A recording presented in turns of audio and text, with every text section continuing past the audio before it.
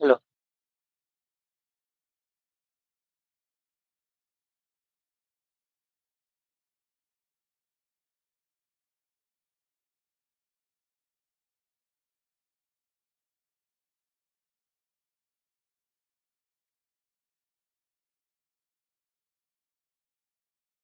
Morning guys. मैं doctor SL सामुता RNU education के इस नर्सिंग ऑनलाइन प्लेटफॉर्म में आपका हार्दिक स्वागत करता हूं। दोस्तों, हमारी फैकल्टी जो है बहुत मेहनत कर रही है आपके लिए वो वाले टॉपिक जोड़ तोड़ करके, बहुत सारी मेहनत करके, बहुत सारी प्रीवियस ईयर एग्जाम के पेपर्स का एनालिसिस करके वो वाले टॉपिक जो हाई वेटेज रह चुके हैं, जो एग्जामिनर के फेवरेट हैं, वो वाले आपके लिए तैयार करके ला रहे हैं। कहाँ से क्वेश्चन पूछे जा रहे हैं वो क्वेश्चन भी हाईलाइट करते जा रहे हैं। और उसी कड़ी के अंदर आज अपना जो टॉपिक होने वाला है कम्युनिटी हेल्थ नर्सिंग का, वो अपन बात करेंगे प्रिवेंशन की, कि लेवल ऑफ प्रिवेंशन जो होते हैं वो कितने होते हैं।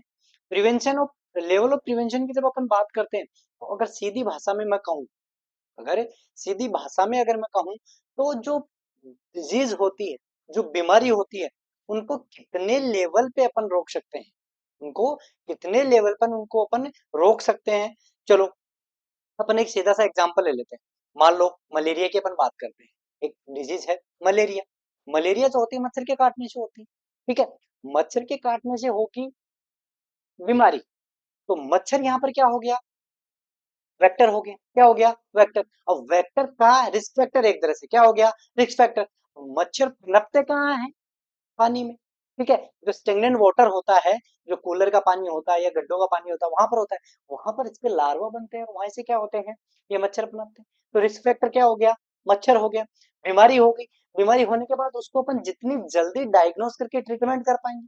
मान लो अपन को पता नहीं चला, वो प्रोग्रेस कर गई, प्रोग्रेस हो गई, तो उसके जो कॉम्प्लिकेशंस होते हैं उन कॉम्प्लिकेशंस को रोका जाएगा। और कॉम्प्लिकेशन होने के बाद उस पेशेंट को अपन किस तरीके से रिहेबिलिट करते हैं, उसको किस तरीके से ट्रीट करते हैं, उसको अपने जीवन यापन के लिए अपन कैसे गाइडेंस करते हैं, कैसे मोटिवेट करते हैं, ये पूरा एक फिनोमेना चलता है। तो जो लेवल ऑफ प्रिवेंशन होता है वो डिजीज को रोकने के लिए जो भी तमाम अपन जो तामझाम करते हैं, जो रोकने के लिए जो भी चीजें अपन अप्लाई करते हैं, वो अपन यहाँ पर बात करेंगे किसके अंदर, लेवल ऑफ प्रिवेंशन के अंदर। प्रिवेंशन का मतलब क्या होता है कि किसी चीज को होने से पहले रोकना, किसी चीज को होने से पहले रोकना। कि अपन एक कहावत बोलते हैं कि prevention is better than cure. Cure कब होती है, जब डिजीज होगी तो उसको अपन क्योर कर रहे हैं, उसका ट्रीटमेंट कर रहे हैं, ठीक है। प्रिवेंशन का मतलब डिजीज होने ही मत, प्रिवेंशन का मतलब डिजीज होने ही मत। तो अपन उस तरीके से अपन यहाँ पर पढ़ेंगे। तो यहाँ पर अपन प्रिवेंशन, लेवल ऑफ प्रिवेंशन की बात करेंगे। आज का ये टॉपिक है बेटा जी, यहाँ से क्वेश्चन पूछे जाते हैं, ज्यादातर क्वेश्चन पूछे जाते हैं एग्जाम्पल से। ज्यादातर क्वेश्चन कहाँ से पूछे जाते हैं, एग्जाम्पल से पूछे जाते हैं। कि आपको बोल देगा कि ये जैसे क्वारंटाइन बोल देगा, आइसोलेशन बोल देगा, इम्यूनाइजेशन बोल देगा, नेशनल हेल्थ प्रोग्राम्स बोल देगा, वैक्सीनेशन बोल देगा, ठीक है। और बोल देगा कि ये कौन से लेवल ऑफ प्रिवेंशन को नोट करते हैं या टीनेट करते हैं। या फिर आपको क्लिनिकल सिनेरियो क्वेश्चन दे देगा कि आप सड़क पे जा रहे हो, अचानक आपको कुत्ते ने काट लिया। तो कुत्ते के काटने पे जो अपन एआरवी लगवाते हैं, एंटी रेबीज वैक्सीन लगाते हैं, वो कौन से लेवल का प्रिवेंशन है। इस टाइप के आपको क्वेश्चन पूछ सकता है, ठीक है। अपन ज्यादा वक्त जाया न करते हुए एक मोटा मोटी चीज मैंने आपको बता दिया है।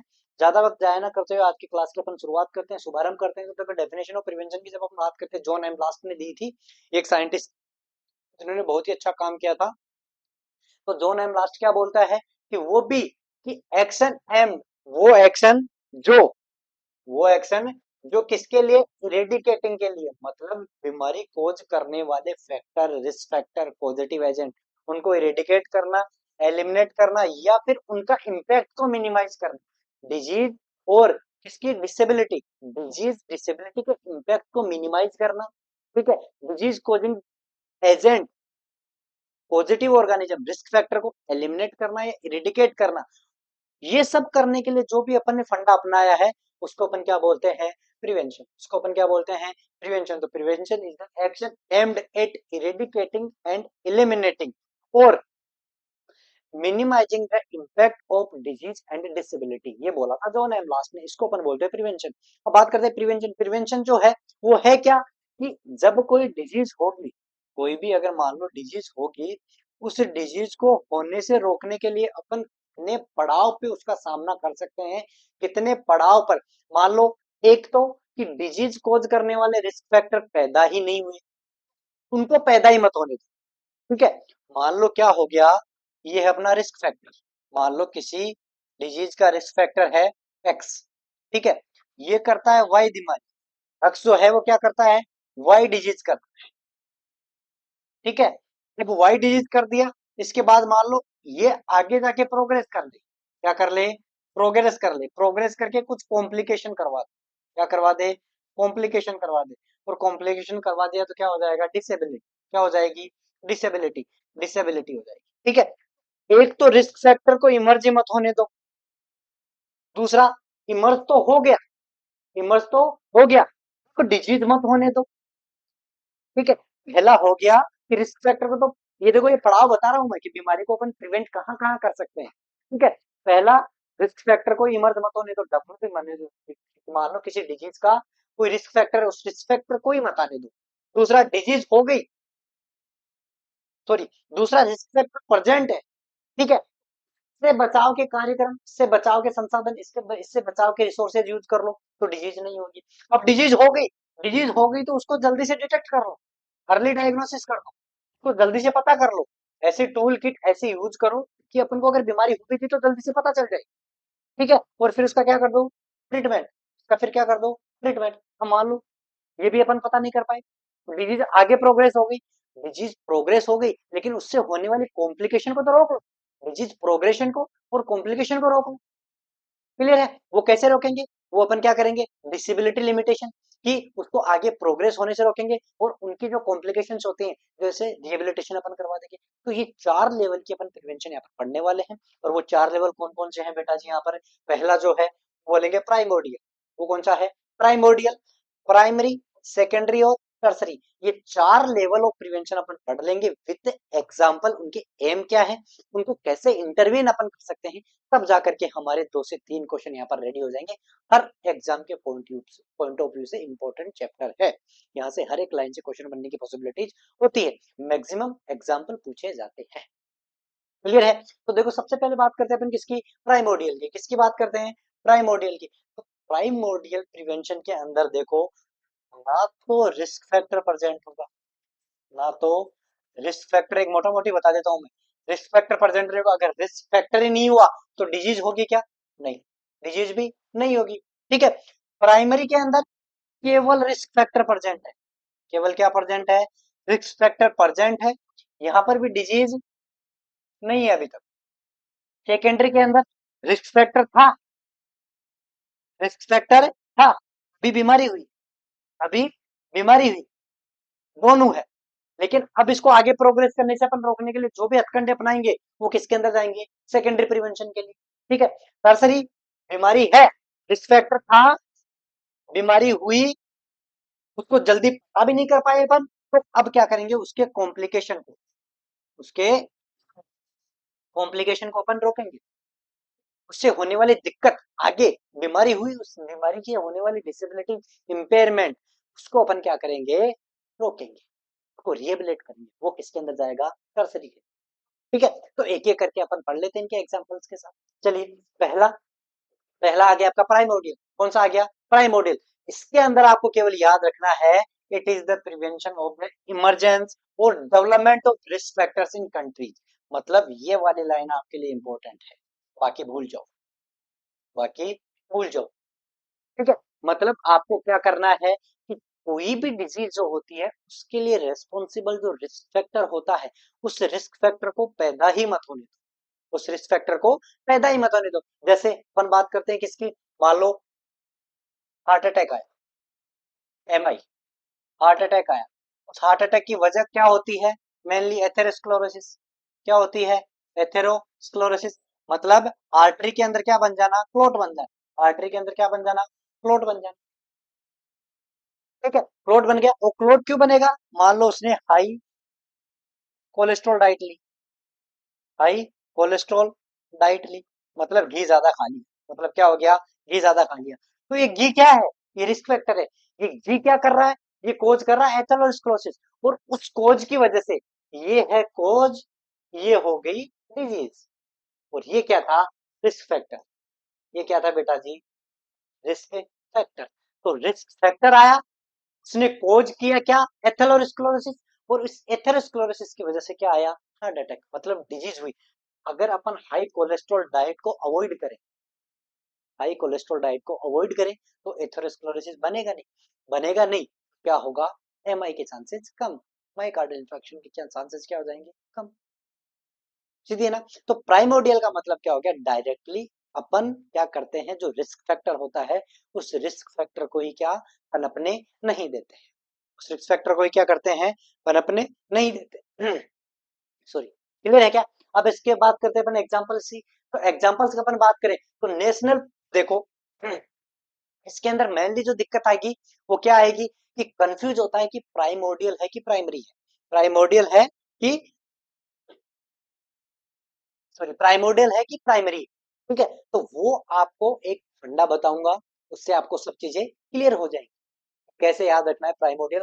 देखो, जहां पर आपको बात आ जाए रिस्क फैक्टर की, जहां पर बात आ जाए रिस्क फैक्टर की, अब देखो रिस्क फैक्टर तो अपन बात कर सकते हैं क्या होगी? ओबेसिटी भी हो सकती है। क्या हो सकती है? ओबेसिटी। बहुत सारी बीमारियों के रिस्क फैक्टर है, ओबेसिटी हो सकती है। ठीक है, इसके बाद हाई कोलेस्ट्रॉल डाइट हो सकती है, हाई कोलेस्ट्रॉल डाइट हो सकती है। ठीक है, ये भी हो सकता है। इसके बाद लैक ऑफ एक्सरसाइज, क्या हो सकता है? Lack of exercise. ठीक है, ये क्या है? Lifestyle modification. ये क्या हो गया? Lifestyle modification. अगर अपन बचपन से ही या या वो जो ज्यादा रिस्क पे होते हैं ओबेज होने के, ज्यादा रिस्क पे होते हैं कि उनकी कोलेस्ट्रॉल डाइट बढ़ रही है, वो सारे के सारे अगर अपना लाइफस्टाइल मॉडिफिकेशन कर लें, उन रिस्क फैक्टर को पैदा होने से बचा ले जो आगे जाकर के डिजीज करने वाले हैं, वो सब क्या आ जाएंगे? प्राइमोर्डियल। वो क्या आ जाएंगे? प्राइमोर्डियल। चाहे तो वो डाइट कंट्रोल करें, चाहे तो वो एक्सरसाइज करें, ठीक है, चाहे तो वो बिहेवियर चेंजेस करें, ये सारे के सारे जो होंगे, वो किस लिए मेहनत कर रहा है? वो ताकि उसको होने वाले डिजीज के जो रिस्क फैक्टर हैं उनको पैदा होने से बचा सके, पैदा होने से बचा सके, मतलब रिस्क फैक्टर ही नहीं आने दे। तो देखो, national policies and programs on nutrition, अगर यही नेशनल पॉलिसीज वैक्सीनेशन वाले आ जाएंगे, या फिर डायरेक्ट आपको पूछ लेगा नेशनल हेल्थ प्रोग्राम, क्या पूछ लेगा? National health programme. ये नेशनल न्यूट्रिशन पॉलिसीज है, ये आएंगे प्राइमोडियल में। और नेशनल हेल्थ प्रोग्राम, जितने भी नेशनल प्रोग्राम्स है वो सारे प्राइमरी में जाएंगे, वो सारे किस में जाएंगे? प्राइमरी में। आगे अपन बात करेंगे। तो यहाँ पर देखो इसके एग्जांपल क्या होंगे कि एग्रीकल्चर सेक्टर के सारे जो न्यूट्रिशन से रिलेटेड नेशनल पॉलिसीज है, फूड इंडस्ट्री से है, फूड इंपोर्ट एक्सपोर्ट सेक्टर, मतलब क्या है कि अल्टीमेटली वो न्यूट्रिशन कंट्रोल्ड डाइट आपको लेनी है जो आपको अपने शरीर में वो रिस्क फैक्टर पैदा कर दे जिससे आगे आके आपको डिजीज होने की पॉसिबिलिटीज है। तो वो रिस्क फैक्टर पैदा करने वाली सारे के सारे न्यूट्रिशन जो होते हैं, बैलेंस्ड डाइट आपको लेनी है, सीधी बात। ठीक है, उसके बाद comprehensive policies to discourage smoking. अब देखो, स्मोकिंग क्या है? Risk factor. किसके लिए? लंग कैंसर के लिए मान लो। तो यहाँ पर स्मोकिंग क्या हो गया? स्मोकिंग क्या हो गया यहाँ पर? Risk factor. क्या हो गया? Risk factor. ये आगे जाके क्या करेगा? कैंसर। ये आगे जाके क्या करेगा? कैंसर। कैंसर का रिस्क फैक्टर है स्मोकिंग। अब स्मोकिंग करने से बंद कर दो ना भाई। स्मोकिंग के लिए आपको क्या कर देना है? Health education. क्या करवानी है? Health education. आपको मास लेवल पे, मतलब विलेज लेवल पे, इंडिविजुअल लेवल पे, या फिर आपको पूरे अपने गांव से विलेज लेवल पे इकट्ठा करके उनको क्या करना है? आपको काउंसिल करना है। क्या करना है? काउंसिल करना है, उनकी हेल्थ एजुकेशन बतानी है। उनको बोलना है कि शराब नहीं पीनी, क्योंकि शराब भी लिवर सिरोसिस का क्या है? रिस्क फैक्टर है। स्मोकिंग नहीं करनी क्योंकि वो भी क्या है? कैंसर। तो ये सारे लाइफस्टाइल मॉडिफिकेशन, मतलब अपन अपनी लाइफस्टाइल को मॉडिफाई करके जी सकते हैं ना भाई, ये सीधी बात है कि नहीं है? तो लाइफस्टाइल मॉडिफाई करके अपन उन रिस्क फैक्टर को कम कर सकते हैं जो पैदा होने के बाद अपने आप में डिजीज कर सकते हैं आगे जाकर के। ठीक है, तो स्मोकिंग होगी। Programs to promote regular physical activity, regular physical मतलब एक्सरसाइज करेंगे। ठीक है, उसके बाद making major changes in lifestyle. Overall आपको क्या करना है यहाँ पर, अगर अपन बात करें प्राइमोर्डियल के अंदर है, तो क्या करना है? Health education. क्या करना है बेटा जी? Health education. ठीक है, हेल्थ एजुकेशन आपको क्या करवाना है? लाइफस्टाइल मॉडिफाई करवाना है। क्या करवाना है? Lifestyle modification. और मैं तो बोलता हूँ आप सीधी एक बात याद रखो कि वो सारी चीजें आपको अगर दिख रही है क्वेश्चन के अंदर, जो आपको लग रहा है कि हाँ ये रिस्क फैक्टर पैदा होने से पहले अपन चीज कर सकते हैं, तो उसको अपन किस में डालेंगे? प्राइमोडियल के अंदर। किसके अंदर डालेंगे? प्राइमोडियल के अंदर। देखो अब इसके अपन किसकी बात करते हैं? इसके इंटरवेंशन की बात करते हैं। इंटरवेंशन की अपन बात कर ली कि कैसे करेंगे, गांव में जाकर के अपन क्या करेंगे? Health education. क्या करेंगे? Health education. अब ये कैसे कर सकते हैं? क्वेश्चन पूछा गया है कि अगर आप हेल्थ एजुकेशन इंडिविजुअल लेवल पे करोगे, इंडिविजुअल लेवल पे करेंगे, तो उसका जो मोस्ट इंपॉर्टेंट तरीका है वो है इंटरव्यू। वो क्या है? इंटरव्यू। ठीक है, उससे बात करो वन ऑन वन। उससे बात करो कि आपने स्मोकिंग तो नहीं कर रहे हैं, आप शराब तो नहीं पी रहे हैं, ठीक है, आपके आसपास कोई स्टेगनेंट वाटर का सोर्स तो नहीं है, कूलर का पानी पिछली बार कब साफ किया था, ठीक है। ये सारे क्यों, ये क्यों पूछ रहा हूँ? क्योंकि स्टेगनेंट वाटर के अंदर क्या होते हैं? मच्छर के लार्वा, मॉस्किटो लार्वा पैदा होते हैं। मॉस्किटो लार्वा रिस्क फैक्टर है किसका? मॉस्किटो। वो जो रिस्क फैक्टर है ना मलेरिया का, तो वो जो स्टेगनेंट वाटर है उसको डिस्ट्रॉय कर दो, उसको इकट्ठा ही मत होने दो, तो वहां पर रिस्क फैक्टर मतलब मच्छर आएंगे ही नहीं। तो जो डिस्ट्रॉय करते हैं अपन, सोर्सेज करते हैं स्टेगनेंट वाटर, मच्छर के पनपने, मच्छर के लार्वा को पनपने का जो सोर्स है उसको डिस्ट्रॉय कर दो, वो प्राइमोडियल में जाएगा। मच्छर, पानी इकट्ठा था, मच्छर के लार्वा बन गए, रिस्क फैक्टर आ गया। अब अगर अपन मच्छर से बचने के लिए जो उपाय करेंगे वो प्राइमरी में जाएगा। मच्छर को पैदा होने से बचाया मतलब प्राइमोडियल। मच्छर आ गए, अब मच्छर से अपन बच रहे हैं, वो प्राइमरी।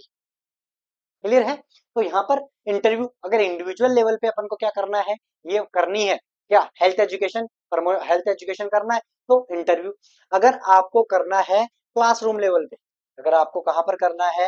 क्लासरूम। क्लासरूम लेवल पे ये हेल्थ एजुकेशन का करना है, तो आपको क्या करना पड़ेगा? लेक्चर। क्या देना पड़ेगा? लेक्चर कम डिस्कशन।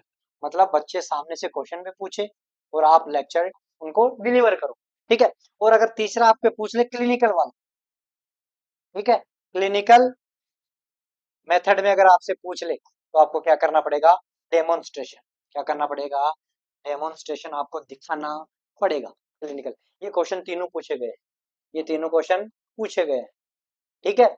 इंडिविजुअल लेवल पे इंटरव्यू, क्लासरूम में लेक्चर कम डिस्कशन, और क्लिनिकल मेथड्स के लिए अपन को क्या करना पड़ेगा? डेमोन्स्ट्रेशन करना पड़ेगा, उनको करके दिखाना पड़ेगा, ठीक है। स्टेगनेंट वाटर के रिसोर्सेज को डिस्ट्रॉय करना पड़ेगा ताकि वहां पर रिस्क फैक्टर यानी कि मच्छर के लार्वा पैदा ना हो। प्राइमोडियल। क्लियर? तो प्राइमोडियल मतलब क्या करना है? हेल्थ एजुकेशन करना है, one on one interview, classroom, lecture come discussion, और क्लिनिकल में डेमोन्स्ट्रेशन। ये आपको करके बताना है कि आपको रिस्क फैक्टर को पनपने नहीं देना है, डेवलप नहीं होने देना है। रिस्क फैक्टर इमरजेंस को रोकना है ताकि वो रिस्क फैक्टर आगे जाकर डिजीज कोज नहीं करे। तो वो किस में आ जाएगा? अपना प्राइमोडियल। किस में आ जाएगा? प्राइमोडियल में। दूसरा आ गया अपना प्राइमरी। दूसरा कौन सा आ गया? प्राइमरी। अब देखो इसके अंदर क्या है? रिस्क फैक्टर प्रेजेंट है। यहाँ पर क्या है? रिस्क फैक्टर प्रेजेंट है, ठीक है। यहाँ पर क्या है? रिस्क फैक्टर प्रेजेंट, डिजीज नहीं है यहाँ पर, डिजीज अभी भी एब्सेंट है, डिजीज अभी भी नहीं हुई है। और ऐसा ही अगर अपन बात करें किसके लिए? प्राइमोडियल के लिए। किसके लिए बात करें? प्राइमोडियल के लिए। तो यहाँ पर अगर अपन बात करें तो यहाँ पर ना तो रिस्क फैक्टर है और यहाँ पर ना ही डिजीज, ना रिस्क फैक्टर है ना डिजीज है। और मोड ऑफ इंटरवेंशन जो होगा, अपन इंटरवेंशन जो करेंगे वो इंटरवेंशन कैसे करेंगे? हेल्थ एजुकेशन से। कैसे करेंगे? हेल्थ एजुकेशन से। कैसे करेंगे? हेल्थ, जैसे बच्चा दूसरे में पढ़ने वाला है, सेकंड क्लास का एक बच्चा है, सेकंड क्लास के बच्चे को अपन बोलेंगे, शुरू से ही बताएंगे कि बेटा स्मोकिंग नहीं करना है, अल्कोहल नहीं लेना है, ठीक है। उसके बाद क्योंकि वहां पर रिस्क फैक्टर अभी है ही नहीं, बच्चा जब रिस्क फैक्टर के लिए प्रोन होगा वो एडल्ट में होगा, उसको लत कब लगेगी? ऐसा तो है नहीं कि 3 साल से 3-4 साल का बच्चा सिगरेट पीने लगता है, वो तो 13-14 जब वो एडल्टहुड में जाएगा, जब एडल्ट एज में जाएगा तब उसको लत लग सकती है। तो वो उसका रिस्क फैक्टर है कि वो स्मोकिंग शुरू कर सकता है, स्मोकिंग शुरू कर सकता है। अगर उसको अपन अर्ली एज के अंदर उसको अपन क्या करेंगे? लाइफस्टाइल मॉडिफाई करने का, उसको एक्सरसाइज करने का, उसको कम घी खाना बोलेंगे अपन, तो यही अपन करेंगे। तो क्या होगा कि रिस्क फैक्टर ही नहीं आएगा, रिस्क फैक्टर नहीं आएगा तो डिजीज नहीं आएगी, ये ठीक है। उसके बाद अपन बात कर रहे थे किसकी? प्राइमरी की। तो प्राइमरी के अंदर ना रिस्क फैक्टर तो प्रेजेंट है लेकिन अभी डिजीज नहीं हुई है। अपन को अब क्या करना पड़ेगा? उस रिस्क फैक्टर जो डिजीज कॉज करने वाला है, जो कि पहले से प्रेजेंट है, उससे बचना पड़ेगा। और उससे बचने के लिए जो भी अपन चीजें करेंगे, जो भी अपन उपाय करेंगे, वो सारे के सारे किसमें आएंगे? प्राइमरी प्रिवेंशन में। पहला अपन ने पढ़ा प्राइमोडियल। प्राइमोडियल में तो डिजीज कॉज करने वाला रिस्क फैक्टर अभी पनपा नहीं था, डेवलप नहीं हुआ था, इमर्ज नहीं हुआ था। तो उसको इमर्ज होने से रोकने के लिए जो उपाय करेंगे वो प्राइमोडियल प्रिवेंशन। अब रिस्क फैक्टर प्रेजेंट है लेकिन डिजीज अभी नहीं हुई है, तो रिस्क फैक्टर के प्रेजेंट होते हुए डिजीज से बचने के लिए, उस रिस्क फैक्टर को दूर करने के लिए और उस रिस्क फैक्टर से बचे रहने के लिए अपन को जो भी उपाय, जो भी हितखंडे अपनाने पड़ेंगे, उसको अपन बोलेंगे प्राइमरी प्रिवेंशन। उसको क्या बोलेंगे? Primary prevention. तो देखो, primary prevention can be defined as the action taken prior to the onset of disease. मतलब अभी डिजीज का ऑनसेट शुरू नहीं हुआ है, डिजीज ऑनसेट नहीं हुआ है, केवल उस डिजीज का रिस्क फैक्टर प्रेजेंट है।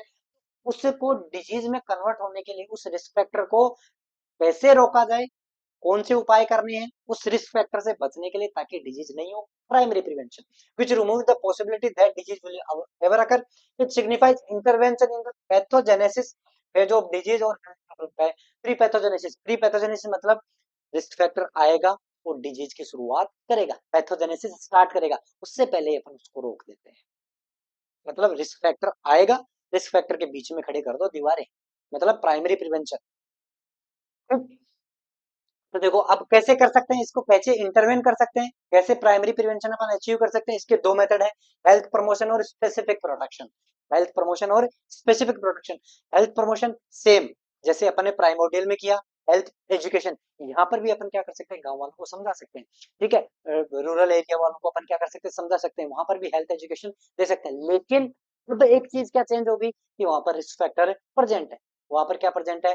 रिस्क फैक्टर प्रेजेंट है। जैसे कि अभी अपन बात कर रहे थे किसकी, कि पहले से वहां पर गांव वाले क्या कर रहे थे कि बहुत ज्यादा घी खा रहे थे, मतलब कोलेस्ट्रॉल प्रेजेंट है। कोलेस्ट्रॉल प्रेजेंट है तो अब उनको क्या करना पड़ेगा, वहां पर एक्सरसाइज ज्यादा करनी पड़ेगी, एनवायरमेंटल।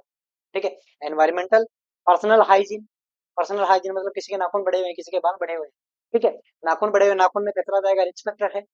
ठीक है, रिस्क फैक्टर है, नाखून को क्या करना चाहिए? Hygiene, self hygiene. हाइजीन वाला सिस्टम आ जाएगा इसके अंदर। ठीक है, तो प्राइमरी प्रिवेंशन अचीव करने के लिए अपन को क्या इंटरवेंशन क्या करना पड़ेगा? हेल्थ प्रमोशन और स्पेसिफिक प्रोटेक्शन। ये क्या चीज है, अलग अलग देख लेते हैं अपन। पहले अपन बात करते हैं किसकी? हेल्थ प्रमोशन की। किसकी? हेल्थ प्रमोशन की। कैसे अपन देखो, हेल्थ प्रमोशन मतलब उसके हेल्थ को सही रखने के लिए, ठीक ठाक रखने के लिए, डिजीज फ्री रखने के लिए अपन को क्या क्या हथकंडे अपनाने पड़ेंगे, उसको क्या क्या अपन को ज्ञान देना पड़ेगा, तो क्या क्या समझाना पड़ेगा। तो सबसे पहले तो हेल्थ एजुकेशन। हेल्थ एजुकेशन, अगर रिस्क फैक्टर प्रेजेंट, अगर आपको क्वेश्चन में दे दे कि आप हेल्थ एजुकेटर हो, आप एक गांव में जा रहे हो, आप हेल्थ एजुकेटर हो, आपको गांव वालों को हेल्थ एजुकेशन देनी है, और वो गांव पहले से स्मोकिंग कर रहा है, उस गांव के 5 आदमी स्मोकिंग कर रहे हैं, उनको आपको हेल्थ एजुकेशन देना है। कौन से लेवल का प्रिवेंशन बताओगे आप? प्राइमरी लेवल का। क्यों? क्योंकि smoking risk factor present, risk factor present है। और यही क्वेश्चन अगर वो घुमा के बोल दे कि एक गांव में आपको हेल्थ एजुकेशन बन के जाना है, उस गांव में आपको स्मोकिंग के अगेंस्ट में बोलना है, वहां पर अभी तक किसी ने स्मोकिंग चालू नहीं की है, मतलब स्मोकिंग चालू नहीं, मतलब रिस्क फैक्टर अभी है ही नहीं, तो कौन सा हो जाएगा? प्राइमोडियल। स्मोकिंग है, फिर आप हेल्थ एजुकेशन दे रहे हो, प्राइमरी। स्मोकिंग नहीं कर रहे हैं, फिर आप पढ़ा रहे हो, हेल्थ एजुकेशन, हेल्थ एजुकेटर के तौर पे हेल्थ एजुकेशन उसको दे रहे हो, तो प्राइमोडियल। ऐसे ही अपन एक और एग्जांपल की बात करते हैं, मेंस्ट्रुअल साइकिल की। मान लो 5 साल की एक लड़की है, अभी तो मेंस्ट्रुअल साइकिल उसको चालू नहीं, 5 साल की को मेंस्ट्रुअल साइकिल चालू नहीं, लेकिन फिर भी उसको मेंस्ट्रुअल हाइजीन के बारे में बताना, फिर भी उसको मेंस्ट्रुअल हाइजीन के बारे में बताना, हेल्थ एजुकेशन देना, प्राइमोडियल। क्योंकि मेंस्ट्रुअल साइकिल दिक्कत कर सकता है, तो मेंस्ट्रुअल साइकिल अभी रिस्क फैक्टर मान के चलो कि मेंस्ट्रुअल साइकिल अभी चालू नहीं हुआ है, रिस्क फैक्टर प्रेजेंट नहीं है, फिर भी आप उसको एजुकेशन दे रहे हो, तो प्राइमोडियल। 13-14 साल की हो गई, मेंस्ट्रुअल साइकिल चालू हो गया, अब उसको हाइजीन के बारे में बता रहे हो, तो प्राइमरी हो गया। मतलब रिस्क फैक्टर प्रेजेंट फिर ज्ञान दे रहे हो, प्राइमरी। रिस्क फैक्टर एब्सेंट फिर ज्ञान दे रहे हो, तो प्राइमोडियल। क्लियर है? तो यहाँ पर हेल्थ एजुकेशन देना। एनवायरमेंटल मॉडिफिकेशन मतलब अपने आसपास के एयर को प्योर रखना, प्योर वाटर, ठीक है, प्योर एनवायरमेंट रखना, ठीक है, साफ सफाई रखना, ये सारे के सारे हेल्थ प्रमोशन में आएंगे। न्यूट्रिशनल इंटरवेंशन मतलब अच्छी डाइट लेना, अच्छा न्यूट्रिशनल लेना, ऐसा नहीं कि घी घी वाली चीजें खा रहे हैं। ठीक है, तो nutritional. Lifestyle and behaviour changes. Behaviour मतलब स्मोकिंग नहीं करना है, ठीक है, क्योंकि एडल्ट के अंदर आते आते ये एडिक्ट हो जाते हैं कुछ लोग, तो अपने आपके बिहेवियर को चेंज करना है, अपने आप को हाइजीन मेंटेन करके रखनी है। तो सारे के सारे हेल्थ प्रमोशन।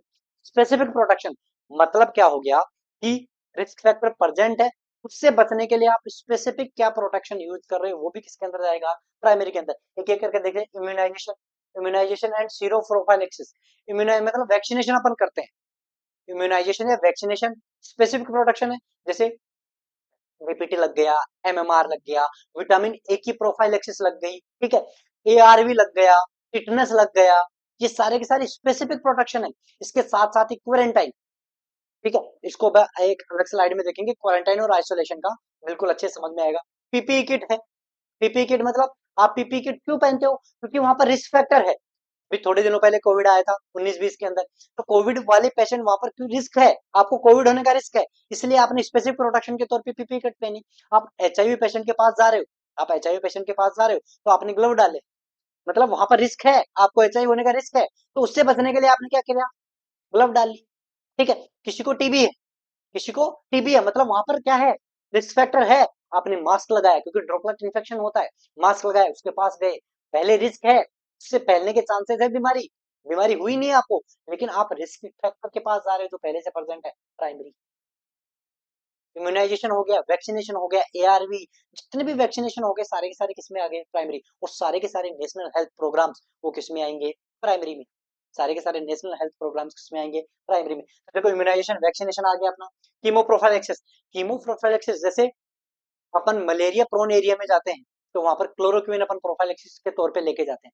किसी को कोलेरा है तो टेट्रासाइक्लिन अपन लेके जाते हैं, कोलेरा है तो टेट्रासाइक्लिन अपन लेके जाते हैं। ये क्या है, कीमोप्रोफाइलेक्सिस। ये क्या है, कीमोप्रोफाइल मतलब किसी रिस्क में वहां पर मलेरिया होने के चांसेस है, वहां पर रिस्क फैक्टर है, तो आपको मलेरिया करवा सकता है। रिस्क फैक्टर पहले से प्रेजेंट है लेकिन आपको मलेरिया नहीं हुआ है, आप जाओगे रिस्क फैक्टर के सामने एक्सपोजर होगा, तो उससे बचने के लिए प्रोफाइलेक्सिस तौर पर क्लोरोक्विन आपने खा ली। ठीक है, कोलेरा है, कोलेरा से प्रिवेंशन के लिए रिस्क फैक्टर है, हो सकता है कि आपके उस वाटर के अंदर विब्रियो कोलरी होगा, उससे प्रिवेंशन के लिए आपको पहले ही क्या खानी, टेट्रासाइक्लिन खानी। तो रिस्क फैक्टर था, बीमारी आपको नहीं हुई, लेकिन आपको उस एरिया में जाना है, तो प्रिवेंशन के तौर पे क्या खानी, टेट्रासाइक्लिन। कौन से हो गई प्रिवेंशन, प्राइमरी प्रिवेंशन। ठीक है, use of specific nutrients of supplement, specific nutrition of vitamin A prophylaxis बच्चों में, vitamin A prophylaxis primary. Specific IFA India, क्या, iron folic acid, iron folic acid supplement pregnancy के अंदर, वो भी क्या है, प्रोफाइलेक्सिस, किसके लिए, एनीमिया से बचने के लिए, तो वो भी किसमें आएगा, प्राइमरी के अंदर। उसके बाद अपन कंट्रोल ऑफ एनवायरमेंट हजार पोल्यूशन, मतलब जो कपास के फैक्ट्री में काम कर रहे हैं, ठीक है, जो सुगरकेन की फैक्ट्री में काम कर रहे हैं, जो माइंस में काम कर रहे हैं, जो कोल वर्कर्स हैं, वहां पर रिस्क फैक्टर है, तो वहां पर भी क्या करना, उनसे प्रिवेंशन के लिए जो भी अपन यूज कर, जो भी अपन तरीके अपनाते हैं, वो सारे के सारे किसमें आएंगे, प्राइमरी प्रिवेंशन, किसमें आएंगे, प्राइमरी प्रिवेंशन के अंदर। Chlorination of water primary prevention में, कि अच्छा पानी पीना है, कि प्रदूषित पानी पियोगे, पोल्यूशन पियोगे तो दिक्कत हो जाएगी, तो primary prevention, chlorination of water. ठीक है, इसके साथ साथ आप जा रहे हो, आप ये ये स्पेसिफिक, ये क्या है, प्राइमरी प्रिवेंशन के दोनों टाइप अपने पढ़ ले। मान लो आप सीट बेल्ट लगा रहे हो, ड्राइव कर रहे हो, ड्राइव कर रहे हो तो एक्सीडेंट होने के चांस है, मतलब रिस्क फैक्टर है, रिस्क फैक्टर है, आपने सीट बेल्ट बनाया, स्पेसिफिक प्रोटेक्शन, बाइक चला रहे हो, हेलमेट लगाया, स्पेसिफिक प्रोटेक्शन। ठीक है, कॉन्ट्रासेप्शन मेथड, कॉन्डोम यूज किया, रिस्क है ना प्रेग्नेंट होने का, तभी तो उसको बचाने के लिए आपने क्या किया, कॉन्डोम यूज किया, तो क्या है, रिस्क फैक्टर है किसका, रिस्क फैक्टर है प्रेगनेंसी का, इसीलिए प्राइमरी प्रिवेंशन मतलब आपने क्या यूज किया, कॉन्डोम यूज किया।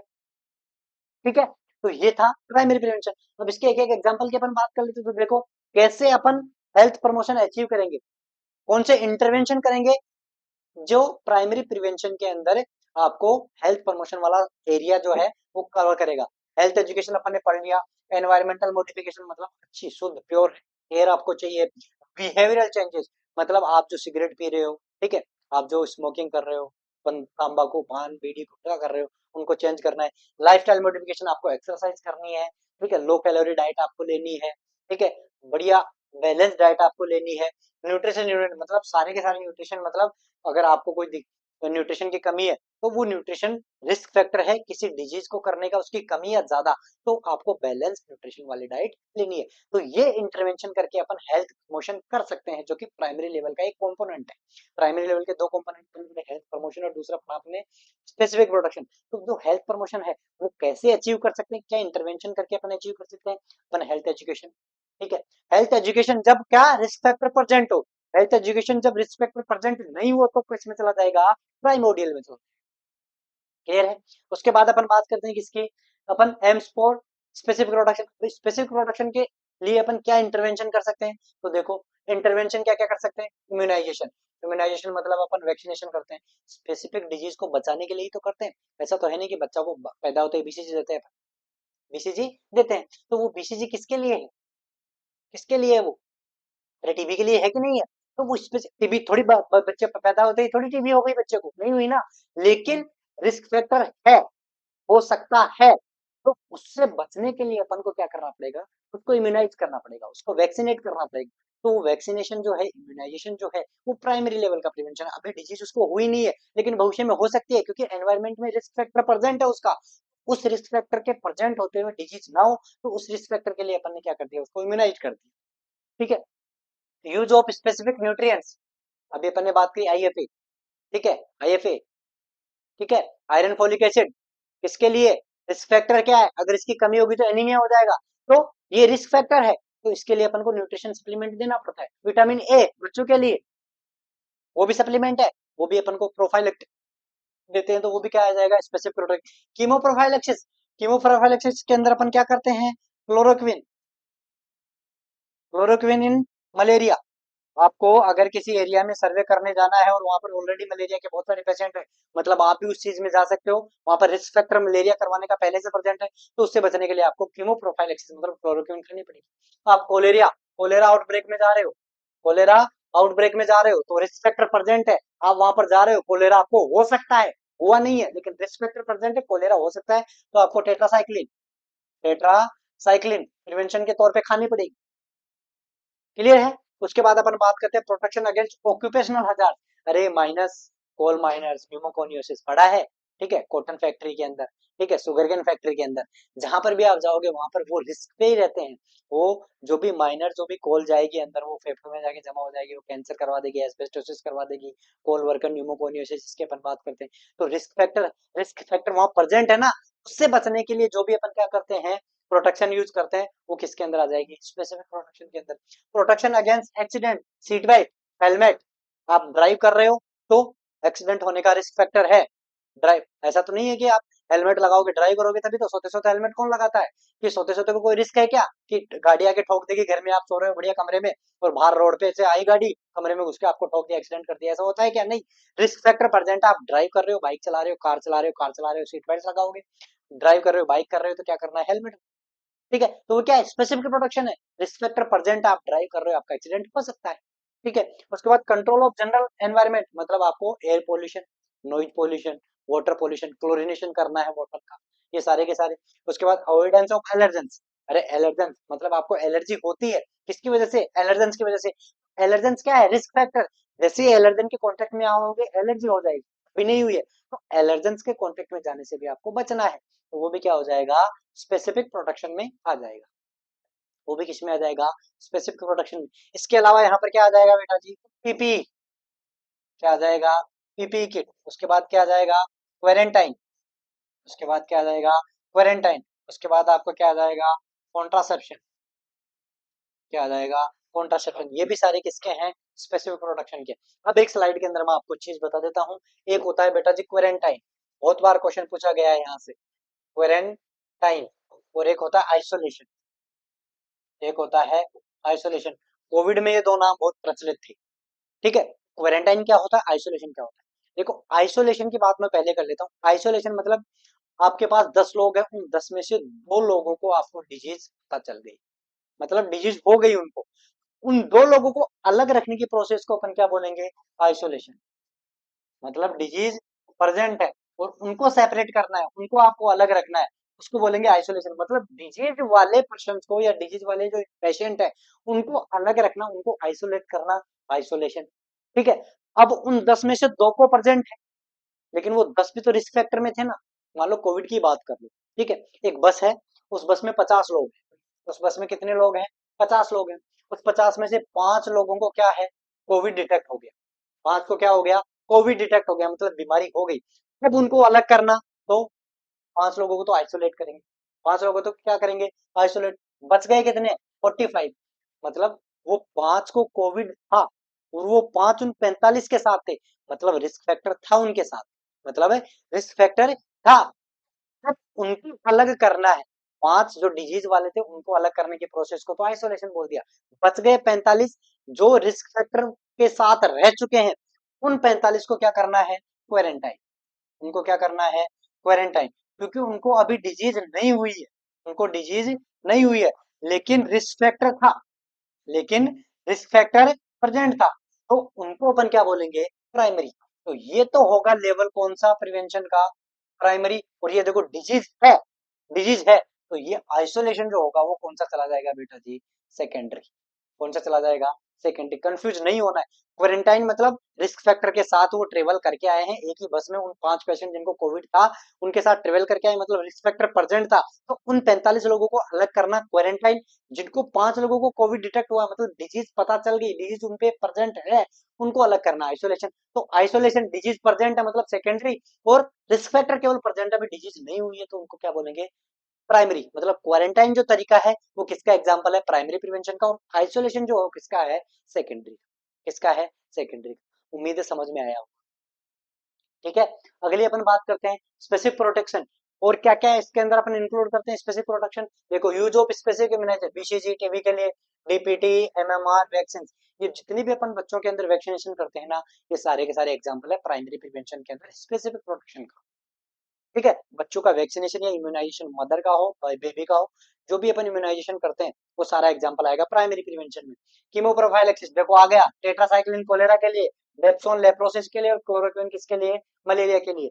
अगर आप लेप्रोसी वाले एरिया के अंदर जा रहे हो जहां पर आपको चांसेस है, तो डेप्सोन आपको कीमोप्रोफाइलेक्सिस लेके जानी है, क्योंकि वहां पर रिस्क है लेप्रोसी होने का। कोलेरा होने का रिस्क है, तो वहां पर आपको टेट्रासाइक्लिन लेके जानी है। और मलेरिया वाले एरिया में आपको अगर जाना है, तो आपको क्या लेके जानी पड़ेगी, क्लोरोक्विन एज ए प्रोफाइलेक्सिस। तो जो भी प्रोफाइलेक्टिकली अपन यूज करते हैं वो सारे के सारे किसके अंदर आएंगे, प्राइमरी प्रिवेंशन के लिए। ठीक है, इसके साथ साथ use of specific nutrition, vitamin A for children, prophylactically use करते हैं अपन। Iron folic acid tablets for pregnant mother, anaemia को बचाव करने के लिए प्रोफाइलेक्टिकली यूज करते हैं अपन। Folic acid neural tube defect पता से बचने के लिए अपन यूज करते हैं प्रिवेंशन के लिए प्रोफाइलेक्टिकली। आयरन एनीमिया के प्रिवेंशन के लिए, folic acid neural tube defect के प्रिवेंशन के लिए, protection against accident, use of helmet और सीट बेल्ट। आप ड्राइव कर रहे हो, रिस्क फैक्टर प्रेजेंट है, सीट बेल्ट हेलमेट लगाना, specific protection, primary level of prevention. ठीक है, प्रोटेक्शन अगेंस्ट ऑक्यूपेशनल हजार्ड, ये भी अपन ने बात करी, अवॉइडेंस एलर्जन की भी अपन ने बात करी, और प्रोटेक्ट फ्रॉम एयर पोल्यूशन, ये भी अपन ने बात करी। ये सारे के सारे किसके एग्जांपल हो गए, स्पेसिफिक प्रोटेक्शन, जो कि किसका एग्जांपल है, प्राइमरी लेवल। ठीक है, तो प्राइमरी लेवल के अंदर क्या क्या याद रखना आपको, सारे के सारे हेल्थ प्रोग्राम याद रखने हैं, नेशनल हेल्थ प्रोग्राम याद रखने हैं। उसके बाद इम्यूनो, ठीक है, इम्यूनाइजेशन या वैक्सीनेशन आपको याद रखना है। उसके बाद प्रोफाइलेक्सिस आपको याद रखना है। उसके बाद हाँ, इसके यहाँ पर आपको वो भी याद रखना है, पीपीई किट। कौन सा, पीपीई किट आपको याद रखना है। ठीक है, क्वेरेंटाइन आपको याद रखना है, क्वेरेंटाइन आपको याद रखना है। Contraception, use of condoms, prophylactic pregnancy बचाने के लिए। ठीक है, तो ये सारे के सारे किसके अंदर आएंगे, अपने प्राइमरी लेवल के अंदर। इसके अंदर आएंगे प्राइमरी लेवल के अंदर। एग्जाम्पल ही पूछता है बेटा जी, स्लाइड बहुत इंपॉर्टेंट है, यहाँ से आपको क्वेश्चन मिलने वाला है। ठीक है, ये सारी की सारी चीज। आगे आगे सेकेंडरी लेवल। अब देखो दो लेवल अपन ने पढ़ ली, पहला रिस्क फैक्टर पैदा नहीं होने दो, दूसरा पैदा हो गया उससे बचो, उससे कैसे बच सकते हो, वो प्राइमरी हो गया। ठीक है, अब रिस्क फैक्टर था, उसने डिजीज कर दी, उसने डिजीज कर दी। अब डिजीज हो गई तो अपन को क्या करना पड़ा, अपना भ्रम बनता है कि जल्दी से उसको डिटेक्ट करो और उसका ट्रीटमेंट करो, अर्ली डायग्नोसिस और ट्रीटमेंट। सेकेंडरी प्रिवेंशन अपन कब करेंगे, कि जब बीमारी हो गई तो उसको जल्दी से पता करो, बीमारी की इन्वेस्टिगेशन करो, उसकी एग्जामिनेशन करो, ठीक है, उसकी जांच करो, और उसका जल्दी से ट्रीटमेंट स्टार्ट करो, प्रॉपर ट्रीटमेंट स्टार्ट करो। तो सेकेंडरी लेवल ऑफ प्रिवेंशन कब स्टार्ट करना है, जब डिजीज हो जाती है। अर्ली डायग्नोसिस इंटरवेंशन के अंदर क्या करेंगे अपन, अर्ली डायग्नोसिस और treatment. Early diagnosis and treatment, ये है सेकेंडरी लेवल का इंटरवेंशन। ठीक है, तो ये क्या बोल रहा है, इसका भी देख लेते हैं। इन एक्शन अब लेते हैं, which holds progress of disease at incipient stage and prevents complication. मतलब डिजीज रिस्क फैक्टर तो था ही, मतलब रिस्क फैक्टर प्रेजेंट, डिजीज भी हो गई, डिजीज भी हो गई, लेकिन अब उस डिजीज को क्या करना है, उसका प्रोग्रेशन को रोकना है, उसकी प्रोग्रेशन को क्या करना है, रोकना है, हॉल्ट करना है। क्या करना है, हॉल्ट करना है। और वो कैसे होगी, इंटरवेंशन क्या होगी उसकी, पहले अपन को उसका डायग्नोसिस बना पड़ेगा, उसकी इन्वेस्टिगेशन जो भी है वो करना पड़ेगा, एंड उसके बाद उसका क्या करना पड़ेगा, ट्रीटमेंट, ताकि वो आगे प्रोग्रेस नहीं हो। डिजीज हो चुकी है, उसका जल्दी से पता करना, जल्दी से इलाज करना, ताकि वो प्रोग्रेस होकर के आगे कॉम्प्लिकेशन ना कर दे, आगे कॉम्प्लिकेशन ना कर दे, यही बोल रहा है। तो स्पेसिफिक इंटरवेंशन क्या करेंगे इसके लिए, सबसे पहले अर्ली डायग्नोसिस, जैसे कि screening, screening test, pap smear करते हैं अपन, सेल ब्रेस्ट एग्जामिनेशन करते हैं अपन, प्रोस्टेट कैंसर के अंदर प्रोस्टेट सेल का एग्जामिनेशन करते हैं अपन, ये सारे के सारे स्क्रीनिंग किसके अंदर आएंगे, अर्ली डायग्नोसिस। मतलब जितने भी आपको टेस्ट दिखे डायग्नोसिस से रिलेटेड, स्क्रीनिंग से रिलेटेड, इन्वेस्टिगेशन वर्ड दिख जाए, स्क्रीनिंग, एग्जामिनेशन, इन्वेस्टिगेशन, डायग्नोसिस, ऐसे अगर कहीं भी वर्ड दिखते हैं तो वो secondary level of pregnancy prevention आपको आंख बंद करके आंसर करना है।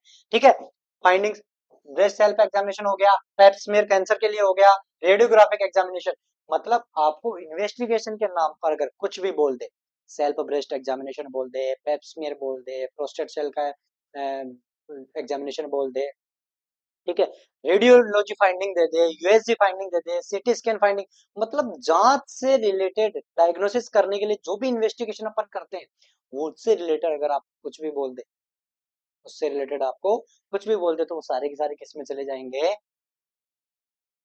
सेकेंडरी लेवल ऑफ प्रिवेंशन में। ये डायग्नोसिस की बात होगी। और उसके बाद क्या करेंगे, एडिक्वेट ट्रीटमेंट, पता चल गया डायग्नोसिस, तो उसको आगे फर्दर प्रोग्रेशन से रोकने के लिए उसका काल ट्रीटमेंट और इफेक्टिव ट्रीटमेंट आपको स्टार्ट करना है। अगर फिर बात नहीं बन रही है आपसे, तो उसको क्या कर देना है, रेफरल। ये ज्यादा कोई पूछता नहीं है, दो ही कॉम्पोनेंट आपको याद रखने हैं, अर्ली डायग्नोसिस और उसका प्रॉपर ट्रीटमेंट।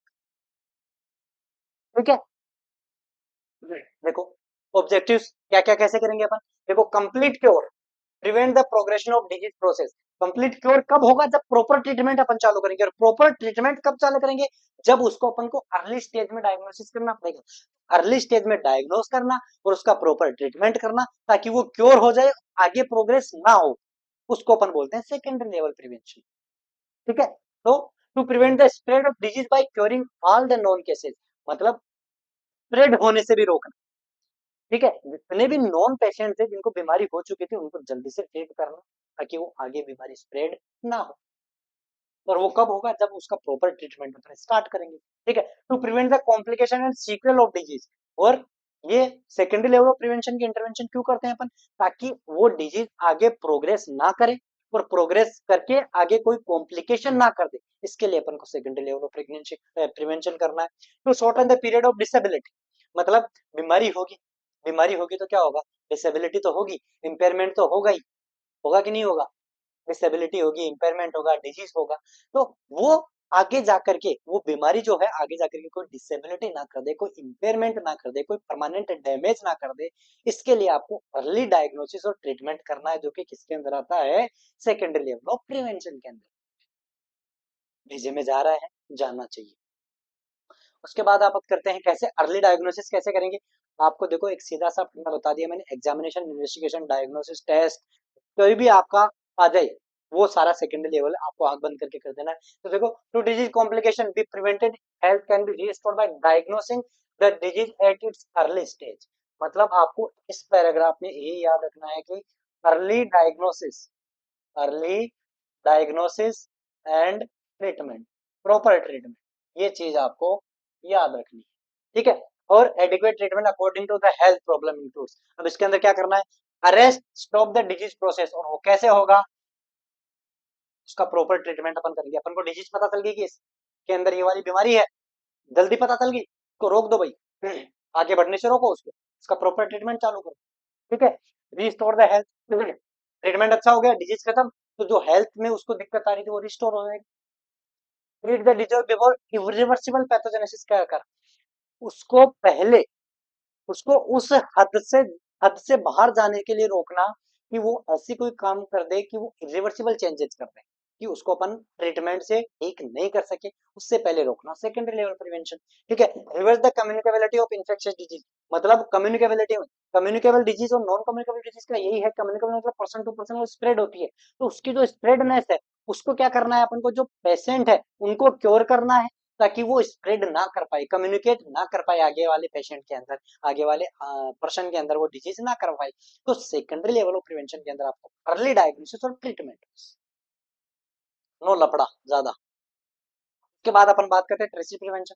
टर्सरी के अंदर क्या करना है कि भैया डिजीज इस कदर बढ़ गई है, इतनी प्रोग्रेस कर गई है कि उसको डिसेबिलिटी हो गई, उसको कोई ना कोई कॉम्प्लिकेशन हो गई है। तो वो वाली कंडीशन कि डिजीज इतनी प्रोग्रेस कर गई है, अब उसको डिसेबिलिटी से बचाना है, उसको रिहेबिलिट करना, उसको रिहेबिलिटेट करना है, ताकि वो समाज में डिग्निटी उसकी मेंटेन करती रहे, वो अपनी जीवन यापन कर सके, अपना खर्चा चला सके, इतनी कमाई का साधन दे दो उसको, ठीक है। या फिर उसको प्रमोशन करो, हेल्थ प्रमोशन उसका करो। ये सारे के सारे जो आएंगे किसके अंदर आएंगे, अपने टर्सरी के अंदर आएंगे। किसके अंदर आएंगे, टर्सरी के अंदर। तो सेकेंडरी के अंदर अपन को जल्दी पता करना था, जल्दी ट्रीटमेंट करना था। अब टर्सरी के अंदर करते करते देर हो गई, उसको बीमारी इतनी प्रोग्रेस कर गई कि उसको कॉम्प्लिकेशंस आ गए, तो उसको रिहेबिलिटेशन की जरूरत पड़ेगी। ठीक है, तो वो किसके अंदर आएगा, अपना टर्सरी लेवल के अंदर। तो देखो, it is used when the disease process has advanced beyond it's early stage. अरे अर्ली स्टेज में पता चल जाता तो अपन सेकेंडरी लेवल में प्रिवेंशन नहीं कर देते। अर्ली स्टेज में पता नहीं चला, वो प्रोग्रेस कर गई बियॉन्ड इट्स अर्ली स्टेज, तो किसके अंदर आ जाएगी, अब उसको रोकना क्या है, tertiary level prevention. It is defined as all the measures, वो सारे के सारे तरीके अपनाना, रिड्यूस और limit impairments and disabilities and promote the patient adjustment to the immediate condition. मतलब वो डिजीज की वजह से जो उसको डिसेबिलिटीज होगी, जो उसको इम्पेयरमेंट होगा, उनको कम करना, उनको रोकना, और उनको क्या करना, एडजस्ट करना, उसको रिहेबिलिटेट करना। ये सारे के सारे किसके अंदर आएंगे, टर्सरी लेवल ऑफ प्रिवेंशन के अंदर। किसके अंदर आएंगे, टर्सरी लेवल ऑफ प्रिवेंशन के अंदर। इंटरवेंशन क्या क्या करेंगे टर्सरी लेवल ऑफ प्रिवेंशन के लिए, देखो, एकम्प्लिश्ड इनटू किसके अंदर, डिसेबिलिटी लिमिटेशन और रिहेबिलिटेशन। मतलब डिजीज इस कदर प्रोग्रेस कर गई है उस पेशेंट के अंदर कि अब उसके अंदर डिसेबिलिटीज स्टार्ट हो गई है। तो टर्सरी लेवल ऑफ प्रिवेंशन का जो एकमात्र उद्देश्य है, जो मोटो है, वो क्या है कि जो प्रोग्रेस हो गई है डिजीज, उससे होने वाले डिसेबिलिटीज को लिमिट करना, मतलब उसको कम करना। उसके साथ साथ ही उस पेशेंट को जीने के लिए रोजगार देना, उसको समाज के अंदर उसकी डिग्निटी मेंटेन करना, उसको मोटिवेट करना, मतलब रिहेबिलिटेशन। मतलब रिहेबिलिटेशन। तो टर्सरी लेवल ऑफ प्रिवेंशन के अंदर आपको क्या करना है कि प्रोग्रेस हुई डिजीज की वजह से होने वाले डिसेबिलिटीज को लिमिट करना है, डिसेबिलिटीज लिमिटेशन, और उसको रिहेबिलिटेट करना। ठीक है, तो देखो अलग अलग करके देख लेते हैं इनको। पहले अपन बात करते हैं डिसेबिलिटी लिमिटेशन। तो डिसेबिलिटी जो होती है उसकी फेज क्या होती है, देखो सबसे पहले क्या होगी, डिजीज। डिजीज की वजह से क्या होगा, इम्पेयरमेंट। डिजीज की वजह से क्या होगा, इम्पेयरमेंट। देखो, disease are often on the medical condition and are associated with specific symptom and sign. मतलब डिजीज क्या है कि ये कोई मेडिकल कंडीशन होती है जिसके स्पेसिफिक साइन और सिम्टम होते हैं। जैसे मलेरिया की मैं बात करूं, जैसे मलेरिया की बात, या फिर जैसे अपन डेंटल कैरीज की बात करें, दांत के अंदर क्या हो गया, पस पड़ गया, तो उसके अंदर क्या होगा, साइन सिम्टम, फीवर आएगा, ठीक है, दांत में दर्द होगा, ये साइन और सिम्टम, ये डिजीज है। डेंटल कैरीज क्या है, डिजीज है। अब उसका क्या हो गया, इम्पेयरमेंट। इम्पेयरमेंट मतलब क्या हो गया, किसी उसके पार्ट का लॉस होना, या फिर उसका काम करना बंद कर देना, अब नॉर्मल फंक्शन हो जाना। मतलब क्या हो गया, एनी लॉस और नॉर्मलिटी ऑफ फिजियोलॉजिकल और साइकोलॉजिकल और एनाटॉमिकल स्ट्रक्चरल फंक्शन। मतलब क्या करना कि वो जो काम कर रहा था उस काम के अंदर उसका फंक्शनल कम हो गया, या उल्टा अबनॉर्मल हो गया, या उसका फंक्शन ही लॉस हो गया। ठीक है, मतलब दांत क्या हो गया, जैसे डेंटल कैरीज डिजीज हो गया, वो टूट गया, दांत क्या हो गया, टूट गया, तो क्या हो गया, इंपेयरमेंट हो गया, लॉस हो गया दांत का, इंपेयरमेंट हो गया। अब क्या हो गया, डिसेबिलिटी, एनी रेस्ट्रिक्शन और lack of ability to perform in ability in normal range of human beings. मतलब वो उस की वजह से जो समाज में कर रहा था, या अपने दैनिक जीवन में, अपने डेली लाइफ के अंदर जो प्रोसेस कर रहा था, वो अब नहीं कर पा रहा है, उसको बोलते हैं क्या, डिसेबिलिटी। मतलब डिजीज हुई मतलब क्या हो गया कि बॉडी का पर्टिकुलर कोई पार्ट है, वो या तो लॉस कर गया, या फिर उसका काम कम हो गया, या उसका काम अब नॉर्मल हो गया, वो हो गया अपना इम्पेयरमेंट।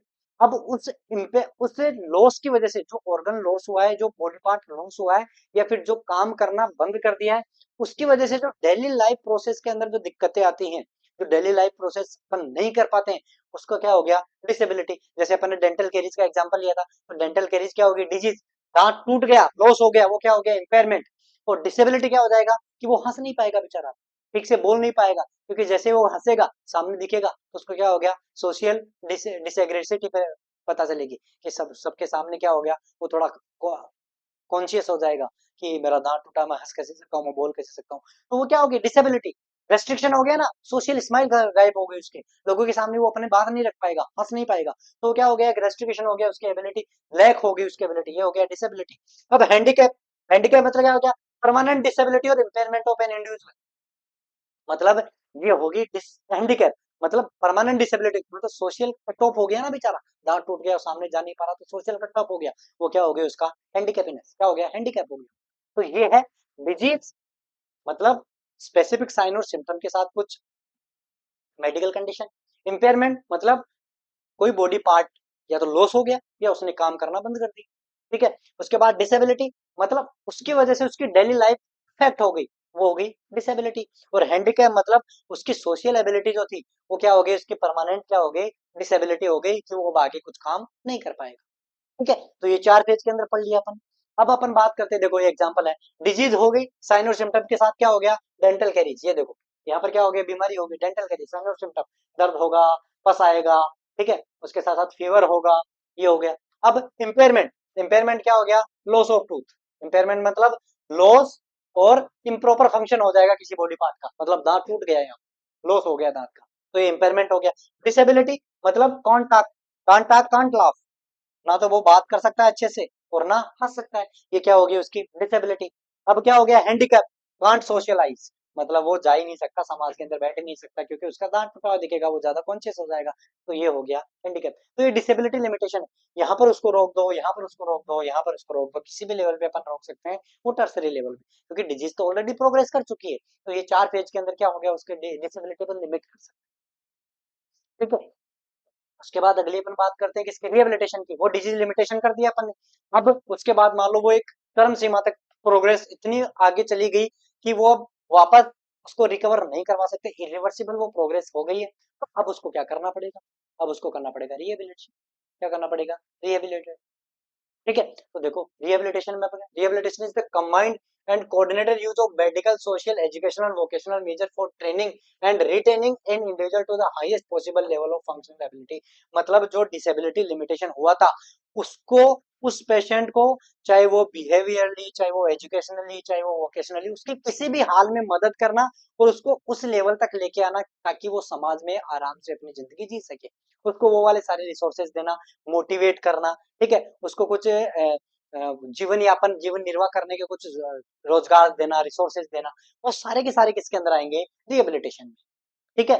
ठीक है, requires cooperate from different section of society, मतलब ये जो एनजीओ चलते हैं, ठीक है, सरकार बहुत सारे प्रोग्राम चला रही है रिहेबिलिटेशन के, रिहेबिलिटेशन सेंटर भी खोल रखे हैं, ठीक है। तो ये देखो, अब यहाँ पर रिहेबिलिटेशन कैसे कर सकते हैं अपन, मेडिकल रिहेबिलिटेशन मतलब उसका ट्रीटमेंट अपन अच्छे से करवा सकते हैं, ठीक है, जैसे अपन प्रोस्थेटिक हाथ लगा सकते हैं, प्रोस्थेटिक पाँव लगा सकते हैं, किसी का हाथ टूट गया तो प्रोस्थेटिक हाथ लगा सकते हैं, ये मेडिकल हो गया।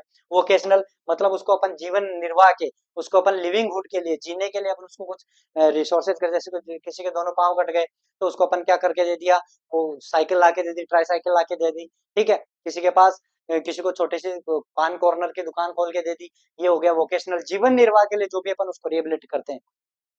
सोशल रिहेबिलिटेशन मतलब समाज के अंदर उसको मोटिवेट करना कि समाज में जाओ, बातचीत करो, ये सब चीजें करो। साइकोलॉजिकल रिहेबिलिटेशन, साइकोलॉजिकल मतलब उसको मोटिवेट करो, उसको समझाओ कि अब जो हो गया वो हो गया, लेकिन अब आपको समाज के अंदर क्या करना है, अपने आप को मोटिवेट करना है, अपनी डिग्निटी मेंटेन करनी है, उसको साइकोलॉजिकली उसको क्या करना है, सपोर्ट करना है, ठीक है। देखो इनकी एक एक लाइन अपन देख लेते हैं। मेडिकल रिहेबिलिटेशन मतलब रिएस्ट्रेशन ऑफ बॉडीली फंक्शन, मतलब उसको प्रोस्थेटिक हाथ लगा दो, पाँव लगा दो, ठीक है, तो ये हो गया। ये कॉस्मेटिक, और क्या करना अपन को, कॉस्मेटिक जो सर्जरीज होती, कॉस्मेटिक सर्जरीज हो गई, ठीक है। उसके बाद ऑल सर्जरीज जो होंगी वो सारी टर्सरी में आएंगी, केवल छोड़ के कैटरेक्ट को।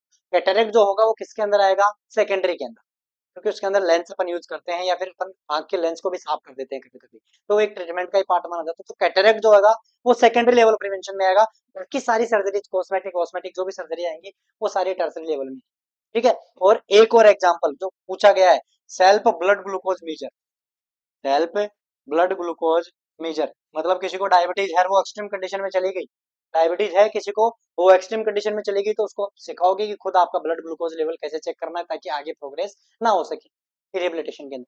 तो वो क्या हो जाएगा, ये सारे के सारे किसके अंदर आएंगे, अपने टर्सरी लेवल के अंदर। वोकेशनल मतलब उसको restoration of the capacity to earn live, मतलब उसको जिंदा रहने के लिए, कमाने के लिए, जो खाना पीने के लिए, जो अपन लाइवलीहुड जीवन निर्वाह के लिए जो कुछ भी अपन रिसोर्सेज उसको देंगे।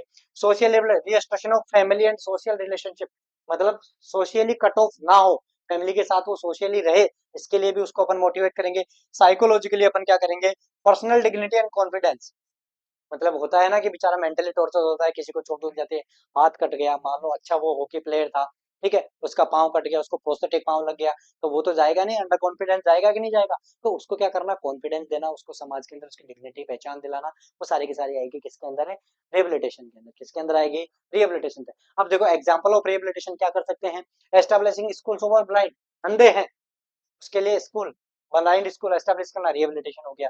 Exercise in neurological disorder, rehabilitation हो गया एक्सट्रीम कंडीशन के अंदर। Prosthetic restoration of lost tooth, दांत का प्रोस्थेटिक लगाना, हाथ का पांव का प्रोस्थेटिक लगाना, और रिकंस्ट्रक्टिव सर्जरी इन लेप्रोसी, ये सारे के सारे क्या आ जाएंगे, टर्सरी लेवल ऑफ प्रिवेंशन, क्या आ जाएंगे, टर्सरी लेवल ऑफ प्रिवेंशन। तो ये जो क्लास थी बेटा जी, ये लेवल ऑफ प्रिवेंशन की थी, यहाँ से क्वेश्चन पूछा जाता है, एक बार मोटा मोटी क्लियर। प्राइमोडियल, रिस्क फैक्टर भी प्रेजेंट नहीं, डिजीज भी प्रेजेंट नहीं, कोज भी प्रेजेंट नहीं, केवल रिस्क फैक्टर को इमर्ज होने से रोकना है, प्राइमोडियल। हेल्थ एजुकेशन अपन को देनी, ठीक है, रिस्क फैक्टर प्रेजेंट नहीं है। प्राइमरी, रिस्क फैक्टर प्रेजेंट है, डिजीज होने से बचाना है, मतलब रिस्क फैक्टर, जैसे कि मॉस्किटो नेट अपन यूज करते हैं प्राइमरी के लिए, ठीक है, ताकि मलेरिया ना हो, मच्छर ना काटे। मॉस्किटो क्या है, रिस्क फैक्टर, काटेगा मलेरिया हो जाएगा, डिजीज तो डिजीज हुई नहीं, मच्छर आके काटे, उससे बचने के लिए मॉस्किटो नेट यूज करना क्या हो जाएगा, ठीक है। तो कुछ एग्जांपल है यहाँ पर अपन बात कर लेते हैं। जैसे आपको डायरेक्ट कोई पूछ ले कि मॉस्किटो नेट यूज करना, मॉस्किटो नेट यूज जो करते हैं वो कौन सा जाएगा, प्राइमरी, ठीक है। दूसरा, दूसरा जैसे गैम्बूसिया मछली है एक, गैम्बूसिया फिश है, गैम्बूसिया फिश है, वो क्या करती है, वो लार्वा ईट करती है, मच्छर के लार्वा, ठीक है। तो मच्छर ये किसका ले है, ये भी प्राइमरी, ये भी कौन सा है, प्राइमरी, क्योंकि मच्छर के लार्वा तो है ना, रिस्क फैक्टर है, उसको हटा रहे हैं, तो क्या कर ले, गैम्बूसिया फिश डाल देंगे। तीसरा, stagnant water, stagnant water, source को डिस्ट्रॉय करना, सोर्स को डिस्ट्रॉय करना, ये हो जाएगा प्राइमोडियल, ये कौन सा हो जाएगा, प्राइमोडियल।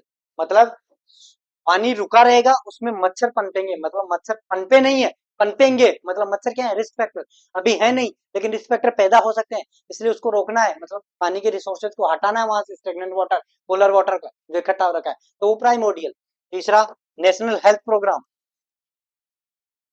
नेशनल हेल्थ प्रोग्राम, ये पूछे हुए क्वेश्चन है सारे के सारे, ये प्राइमरी, ये कौन से, प्राइमरी। उसके बाद क्वारंटाइन, क्वारंटाइन कौन सा हो गया, प्राइमरी। आइसोलेशन, ये कौन सा हो गया, सेकेंडरी। फिजियोथेरेपी, फिजियोथेरेपी अगर कोई करवाता है वो कौन सा हो गया, टर्सरी, क्योंकि पैरालिसिस हो गया, एक्सट्रीम कंडीशन चली गई है, तो फिजियोथेरेपी क्या हो गया, टर्सरी, ठीक है। उसके बाद पूछा है पीपीई का, पीपीई किट, डोनिंग डोफिंग वाला, वो कौन सा है अपना, प्राइमरी। प्रोफाइलेक्टिकली, प्रोफाइलेक्सिस वाला पूछा है, वो भी कौन सा अपना, प्राइमरी। इम्यूनाइजेशन वाला पूछा है, कौन सा पूछा है, इम्यूनाइजेशन वाला पूछा है, वो कौन सा है, प्राइमरी, ठीक है। विटामिन ए का पूछा था, विटामिन ए का पूछा है, वो भी प्रोफाइलेक्टिकली है, प्रोफाइलेक्सिस है, बच्चों में देते हैं अपन, वो भी कौन सा है, प्राइमरी, स्पेसिफिक प्रोटेक्शन, ठीक है। क्वेश्चन पूछा गया था एक बार कि रोड साइड, क्या पूछा गया था, रोड साइड डॉग बाइट, एक पेशेंट आपके पास आता है, आपने उसको एआरवी दी, कौन सा प्रिवेंशन, प्राइमरी। स्पेसिफिक प्रोटेक्शन कौन सा दिया, प्राइमरी, क्लियर है।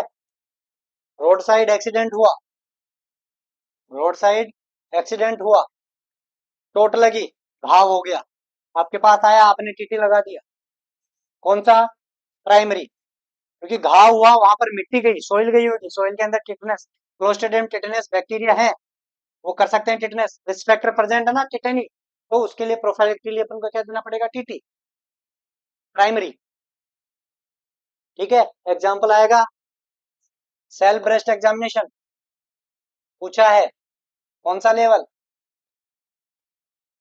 सेकेंडरी, यहीं से पैप स्मीयर का भी पूछा है, सेम, कौन सा, सेकेंडरी, ठीक है। फिजियोथेरेपी का हो ही गया, वो ग्लूकोज वाला, self blood glucose monitoring, monitoring, tertiary. ठीक है, कैटरेक्ट सर्जरी का पूछा है, सेकेंडरी, कॉस्मेटिक सर्जरी का पूछा है, सॉरी ये कैटरेक्ट का सेकेंडरी, ये टर्सरी। ये सारे के सारे क्वेश्चन आपसे पूछे हुए हैं। उम्मीद है लेवल ऑफ प्रिवेंशन के आपके क्वेश्चन समझ में आए होंगे, टॉपिक समझ में आया होगा।